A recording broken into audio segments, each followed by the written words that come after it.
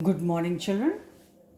Today we will again revise some formulas of work and entropy, and we'll see how they are related. We have seen, because it was essential for me to revise, children, these terms are quite confusing and, of course, a little tricky and difficult to remember, but yet important. It's a chapter which is common in physics and chemistry both, so you have to be very much careful while learning these formulas under various conditions. W in isothermal reversible expansion, we have seen that W is equal to minus 2.303 nRT log V2 upon V1, or the same formula where it goes P1 by P2, because pressure is reciprocal to your volume, or volume and pressure, they go reciprocal. Then W in isothermal irreversible, W is equal to which we say, children, P delta V. Remember that formula P delta V. Here P is actually P2. I thought I should revise with you. Where I got formula W is equal to P delta V, where P is very much obvious to be the final pressure. So I categorically wrote now P is equal to P2, and P2 is final pressure, and if nothing is mentioned, it is the external pressure. So the formula which used to be W is equal to P delta V, where I used to say pressure and V2 is V2 minus V1. Which pressure? Some of you get confused, children. So to make it further very clear, if they give you two pressures, initial and final, here when we are calculating W is equal to P delta V, and this P is the final pressure, or if nothing mentioned, it will be your external pressure. So remember, P when W is equal to P delta V, here P is your P2 and the final pressure. Now suppose they ask you, gas is expanding in vacuum, right, or under no pressure. If gas is expanding or is undergoing expansion in vacuum, vacuum means final pressure is zero. In that case, no work is done. So if a gas undergoes expansion in vacuum, means there's no work done. It is called free expansion of the gas. Clear? Suppose you find anywhere that a gas was allowed to expand in the conditions of vacuum. So vacuum means no pressure, zero pressure. So if P2 is zero, means W goes zero. So in that case, there's no work done if the gas expands in your vacuum. At the same time, we call it free expansion of gas. A gas is expanding freely, is undergoing expansion freely without any pressure, and no work is being done. So you see, children, the question can be asked in any form. Suppose I ask you tomorrow, what will the work done if a gas expands in vacuum? So P2, final pressure is what? Zero. In that case, 0 into something, 0. So there will be no work done. So remember, children, it can be asked in any form, in many forms. I'm discussing all with you. I know this is not easy. So please try to understand. Children, this chapter is one of the quite toughest chapters of your chemistry, I would say, out of 2 years. Even in 12th also you have chapters where you can relate things, but in this it is difficult to relate.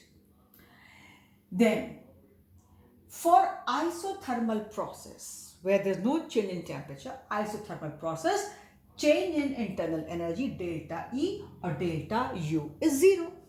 We have learnt it, we know it, and we should be knowing it. For any isothermal process, delta E or delta U is equal to 0. If you did not know, better start knowing now. Because ultimately, I have to tell you, and you have to remember that also. I don't know how much your opening book, but I'm giving you all required. Then we know one formula from first law of thermodynamics. Delta E is equal to Q plus W. And under the conditions of isothermal process, delta E is equal to 0.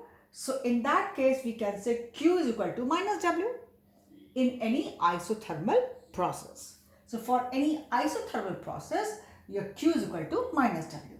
Hence, Q is equal to, if we use a formula of work, this here, minus 2.303 nRT log to the base 10 V2 upon V1, and it can go in terms of pressure also.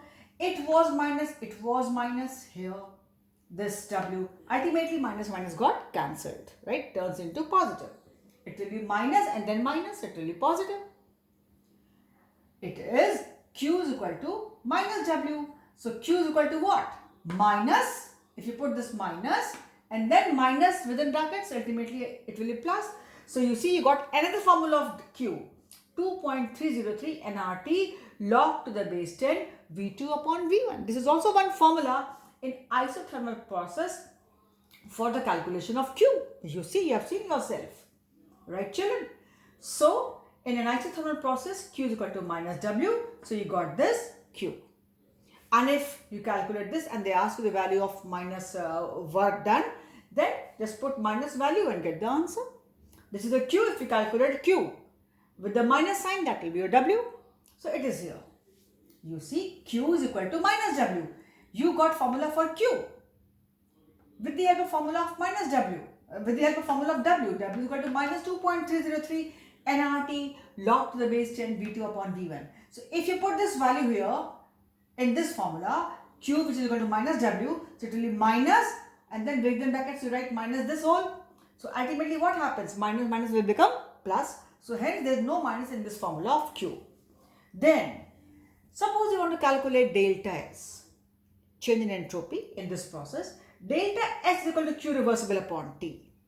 What is Q? Minus W, which was minus W means if you put minus here it gets cancelled. 2.303 nRT log to the base 10 V2 upon V1 upon T. TT got cancelled. Ultimately formula was 2.303 nR log to the base 10 V2 upon V1 or P1 by P2. This formula children I gave you in the last video on the previous day, but I wanted to revise how you got this. I remember I gave you this formula and this formula on the last turn in the last video, right? Before the which was thermal death, that second last video. But then I thought I should also show, in a way it is the derivation. We have seen W is equal to minus 2.303 nRT. This, from this we got in terms of pressure. Then we know for isothermal process delta E or U is equal to 0. From here, from first law we got this. So hence we got another equation for Q. And then equation for delta S, which is already in your copy I gave you. Today I have shown you how we got this formula. In this formula you see TT got cancelled. Ultimately the formula is very similar to your work, but work is minus sign. Here there is no minus sign. At the same time there is no T. And why there is no minus and why there is no T, I have shown you and in a way I have derived before you. So it can't be simplified further children. So delta S is equal to Q reversible upon T, which is equal to minus W upon T. From here you had got this formula which I gave you that day. Why I gave you that day only children? Because you were writing all formulas for entropy. Actually everything, it is difficult to write together, but then I thought you should have all formulas of entropy together and work together. So I gave this formula that day only, but I couldn't show you how it has been achieved, this formula, how we got this formula, because we got this the formula from the formula of work, and how it is to be done, this I had taken in the other video. But prior to that I had to give you formula for work and then how we have reached here. So a thing which we had already done, but again I have done it with you as a sort of revision, as well as I've tried to derive and show it before you how it is there. And again I'm telling you, for isothermal irreversible work, our W is equal to P delta V. Normally we say P delta V, but remember this P is P2, the final pressure, or say external pressure. One can even call it external pressure, or they have to specify final pressure. So P2 is W is equal to P delta V, where P is obviously the final pressure, and this is final pressure, or call it external pressure if at all that pressure is not given to you. So for this video we stop here. What is external pressure? It is assumed to be 1 atm, right? If nothing is given, under normal conditions it is assumed to be 1 atm. Otherwise they will give you the pressure under a set of conditions like a specific temperature, the pressure will be given to you. It will be P1 and P2. So final pressure, suppose initial pressure was 2 and final pressure is 5. So you will put 5 here. Or suppose the gas has expanded. Initial pressure was 5, now it is 2. So it will be 2 here. P2 is the final pressure. And if at all final pressure is not given, P2 has to be external pressure. And what is external pressure? You know very well, atmospheric pressure. But 99.99% they will give you the value of P2, means the final pressure, it will be given to you. So these formulas are there, and children, putting values in these formulas is very easy. In a way, you have done the numerical as well. Everything will be given to you, only one value will be unknown. And you know very well, I told you last time also, our R is constant, and in this chapter everywhere the value of R is equal to 8.314 joules. So here I'm not writing everywhere, it is not required. So you know very well R is equal to 8.314. I'm writing here, which is very, I mean it's not correct, but seeing you all not sending me a work, so I'm writing here R is equal to 8.314 joules. That's how it is there. This is the value of R, not the formula. Okay, so I stop here for this.